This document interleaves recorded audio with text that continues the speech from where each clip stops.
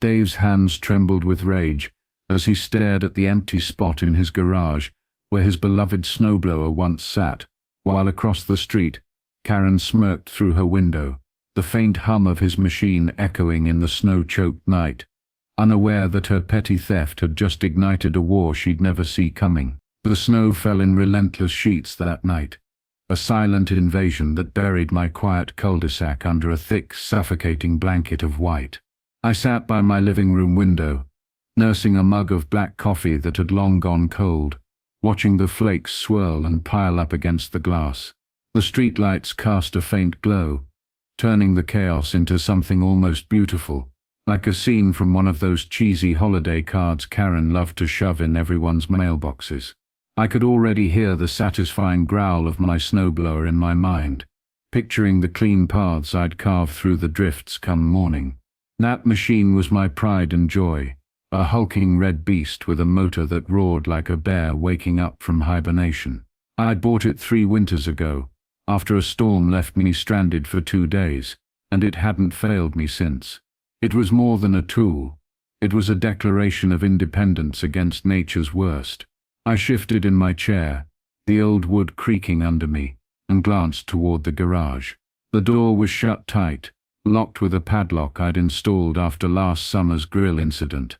Karen, my nosy, perpetually sour-faced neighbor, had borrowed it without a word, then claimed it was hers when I caught her sizzling burgers on it.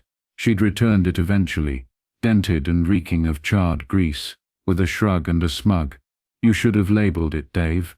Then there was the garden hose she'd snagged in July, leaving it tangled and cracked in her backyard, until I marched over and took it back myself. She had a knack for crossing lines, always with that pinched little smirk, like she knew she'd get away with it. I'd let it slide too many times. But the snowblower, that was sacred. Around midnight, I saw movement outside. I squinted through the frosted window, wiping a hand across the glass to clear the condensation. There she was, Karen, bundled in a puffy parka that made her look like a waddling penguin, trudging through the snow. Her flashlight bobbed as she crossed her yard, heading suspiciously close to my property line. I frowned, leaning forward. Was she eyeing my garage? The beam of light lingered there for a moment, then flicked off. I told myself I was paranoid. She wouldn't dare. Not in this weather, not at this hour. I finished my coffee, chalked it up to her usual busybody nonsense, and dragged myself to bed, the wind howling a lullaby outside. Morning came too soon, grey and bitter. I pulled on my boots and coat, eager to tackle the snow, and headed to the garage. The padlock hung loose, the door slightly ajar. My stomach dropped. I shoved it open, and the empty space where my snowblower should have been hit me like a punch. Snow had drifted in overnight, dusting the concrete, but there were no tire tracks, just a messy trail of footprints, sloppy and uneven, leading straight across the street to Karen's back porch.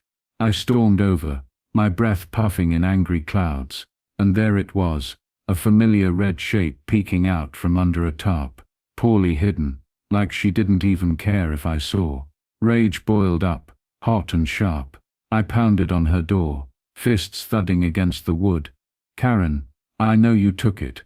Give it back, now." The door cracked open, just enough for her beady eyes to peer out.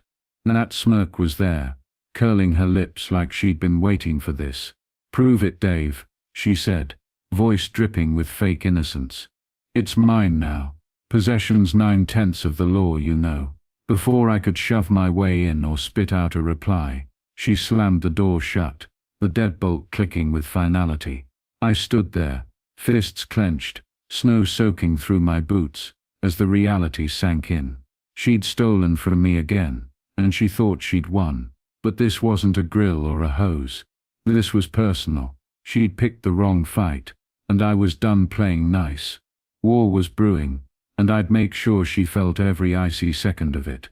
By noon the snow had piled up to my knees, a relentless white tide that swallowed the neighborhood whole. I stood at my window, curtains yanked aside, watching Karen strut around her driveway like she owned the world. There she was, smug as ever, pushing my snowblower back and forth, its familiar growl cutting through the stillness. The red paint glinted under the weak winter sun, taunting me with every pass she made. She'd cleared her walkway in record time, leaving a pristine path while my own driveway sat buried, a monument to her theft. I could have marched over there, ripped it out of her hands, and hauled it back home. But where's the fun in that? No, she needed to pay. Something bigger, something she'd never see coming. I grabbed my keys and headed for my truck, the cold biting at my knuckles as I scraped ice off the windshield. Big Al's equipment rental was a 20-minute drive, a rundown warehouse on the edge of town where guys like me went for heavy-duty fixes to life's problems. The lot was a graveyard of machinery, rusty backhoes, dented plows, and a couple of forklifts that looked one gust away from toppling. Al himself was behind the counter, a grizzled bear of a man with a missing front tooth and a permanent squint. I spilled the story. Karen, the snowblower, her smug little prove-it line. He leaned back, chewing on a toothpick, and let out a raspy chuckle. You want revenge, huh? I got just the thing for that. He lumbered out back, beckoning me to follow, and there it was, an industrial snowblower that looked like it could eat my house and spit it out as confetti. It was massive, easily twice the size of my stolen machine, with a chute wide enough to launch a small car and a motor that rumbled even at rest. This baby'll move mountains, Al said, slapping its side like an old friend. Clears a football field in an hour. Just don't do anything stupid, all right? I didn't hesitate. I signed the rental papers, handed over a deposit that stung my wallet, and hitched the beast to my truck. The whole drive home, it loomed in my rearview mirror, a hulking shadow promising chaos. Back in my garage, I mapped it out. Karen's house sat across the street, a squat little ranch style, with too many lawn gnomes peering out from the snow. I'd bury it, surround her with a 6-foot wall of snow and ice, trap her inside like a rat in a cage. She'd have to claw her way out, maybe even beg me for help. I paced the driveway, plotting angles, hit the north side first, then swing around back, pile it high enough to block her windows and door. The forecast promised another foot by midnight, perfect camouflage for my work. I fueled the machine, checked the chute, and waited for darkness, my pulse thrumming with anticipation. This wasn't just about the snowblower anymore. It was about every snide comment, every stolen thing, every time she'd smirked and walked away. Night fell slow and heavy, the sky bruising purple as the wind picked up. I pulled on my gloves, zipped my coat to my chin, and fired up the beast. Its roar shook the ground, a battle cry that drowned out the storm. Al was right, this thing could move mountains, and I was about to bury Karen's whole damn world under one. The clock ticked past 2 a.m., and the neighborhood lay still under a shroud of snow, the kind of quiet that amplifies every creak and whisper. I'd waited for this moment all day, letting the darkness settle thick and the storm pick up its pace. The wind howled, flinging flakes against my face as I rolled the industrial snowblower out of my garage, its engine snarling to life with a guttural roar that rattled my bones. I'd parked my truck a block away earlier, no sense risking tire tracks giving me away. The machine's headlights cut through the gloom, illuminating drifts that had swallowed mailboxes and buried cars. Perfect. No one would hear a thing over the storm, and by morning, my tracks would be erased. I positioned it at the edge of my yard, facing Karen's house across the street. Her place was dark, curtains drawn, the smug little fortress of a thief. I aimed the chute, flipped the throttle to max, and let it rip. The snowblower devoured the drifts in my yard like a starving beast, sucking up mounds of snow and hurling them in a white torrent. The chute spat it out with force, arcing across the street in a perfect, relentless stream. It hit her lawn first, piling up fast, 2 feet in minutes, then 3. I swung the machine left, then right, building the wall higher, wider. The snow mixed with chunks of ice from the older drifts, hardening as it landed, turning soft powder into a solid barrier. 4 feet. 5. I grinned, teeth chattering in the cold, as the wall climbed to 6 feet, a glistening rampart that swallowed her windows and buried her front door. The porch vanished under the onslaught, and even her stupid gnomes disappeared, their pointy hats lost to the avalanche. I aimed higher, blasting snow over the roofline, half choking her chimney with a cap of white. The machine growled louder, vibrating through my gloves, and I laughed, a wild, jagged sound that got lost in the wind. Her house looked like a bunker under siege, locked in by my handiwork, and I felt invincible, a king of spite reigning over his frozen domain. I worked for an hour, circling her property, piling snow against the back door and side windows until no exit remained. The storm helped, dumping fresh powder to smooth over my edges, making it look almost natural. When I finally shut the beast down, the silence hit hard, broken only by the hiss of falling snow. I stood there, breath fogging, admiring the chaos, a 6-foot prison of ice and snow, flawless and cruel. She'd wake up trapped, helpless, and I'd be sipping coffee, watching her squirm. Then it came, a muffled thump from inside her house. My heart stuttered. A light flickered on upstairs, faint through the snow-packed window, a dim glow that shouldn't have been visible. She was awake, another thump, sharper this time, like something heavy hitting the floor. I froze, squinting through the dark. Was she trying to get out? Had she seen me? The wind swallowed any answers, and unease prickled my spine. I shook it off, probably just her stumbling around, pissed off and clueless. I towed the snowblower back to my garage, its rumble fading into the night, and crawled into bed, dreaming of her defeat. But that thump lingered in my head, a splinter I couldn't shake, whispering that maybe, just maybe, I'd underestimated Karen again. Morning broke grey and heavy, the sky a slab of concrete pressing down on the world. I rolled out of bed, joints stiff from the cold, and shuffled to the kitchen, brewing a pot of coffee strong enough to wake the dead. The wall of snow around Karen's house was still there, a jagged fortress gleaming in the weak light, and I settled by the window with my mug waiting for the show. I pictured her waking up, peering out to find her world sealed shut, maybe banging on the glass or screaming into the wind. I'd sip my coffee and watch her unravel, her smugness melting into panic as she realized who'd won this round. But the minutes ticked by, and nothing happened. No shouts, no pounding fists, no frantic calls to the cops. Just silence, thick and unnerving, broken only by the drip of my faucet. I frowned, leaning closer to the glass. The wall stood unbroken, 6 feet of packed snow and ice, a masterpiece of vengeance. Had she slept through it, given up? My triumph soured into something restless, an itch I couldn't scratch.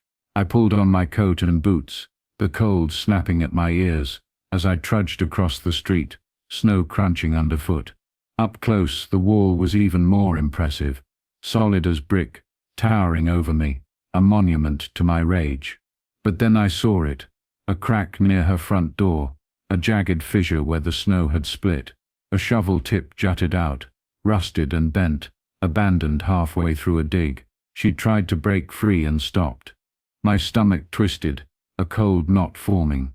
"Karen," I called, voice rough against the wind. "You okay in there?" Nothing, no shuffle, no snarl, just the hiss of snow settling. The silence clawed at me, louder than any scream. What if she was hurt, trapped under a collapse? Guilt gnawed at my edges. Revenge was one thing, but I hadn't meant to kill her. I grabbed my own shovel from the garage, adrenaline spiking, and attacked the wall. Snow flew in clumps, ice splintering under the blade, as I hacked a tunnel toward her porch. 20 minutes later, drenched in sweat and cursing under my breath, I broke through. The front door hung ajar, snow spilling inside like a tide, dusting the welcome mat in white. I stepped in, boots squeaking on the hardwood, and called again, "Karen." The house was dark, air stale, and frigid. No hum of a heater, no flicker of life. I crept through the living room, empty, furniture untouched, into the kitchen. There, on the table, sat a note, her jagged scrawl stark against the paper. "Thighs try, Dave. Check your basement." My blood ran cold. The snowblower, the wall, she'd outplayed me somehow, slipped away while I gloated. I bolted home, dread coiling tighter, with every step, the note crumpled in my fist. Her house wasn't a prison, it was a decoy, and I'd walked right into whatever trap she'd set next. The quiet wasn't defeat, it was a warning. I tore across the street, snow clinging to my boots, the crumpled note burning a hole in my pocket. My house loomed ahead, squat and unassuming, but the air felt charged, like the calm before a lightning strike. Karen's words, "Check your basement," looped in my head, a taunt I couldn't shake. She'd turned my victory into a question mark, and I hated her for it. The front door banged shut behind me as I stumbled inside, shedding my coat in a heap and grabbing a flashlight from the kitchen drawer. My hands shook, not from the cold, but from the gnawing certainty that she'd struck back harder than I'd ever expected. The basement door creaked as I yanked it open, a damp chill wafting up from the dark. I flicked on the light switch, but the bulb buzzed and died, leaving me with the flashlight's thin beam. Each step down the rickety stairs echoed, the wood groaning under my weight. The hum hit me first, low and steady, like a distant engine. Then the smell, wet concrete, and something sharp, metallic. My boots splashed as I hit the bottom, water soaking through to my socks. The beam swept the room, and there it was, my snowblower, parked in the corner like it had never left. Red paint gleamed wetly, mocking me. But the floor was a mess, a shallow lake glinting in the light, and the pipes along the wall hissed, spraying water in thin, wild arcs. I sloshed closer, heart hammering.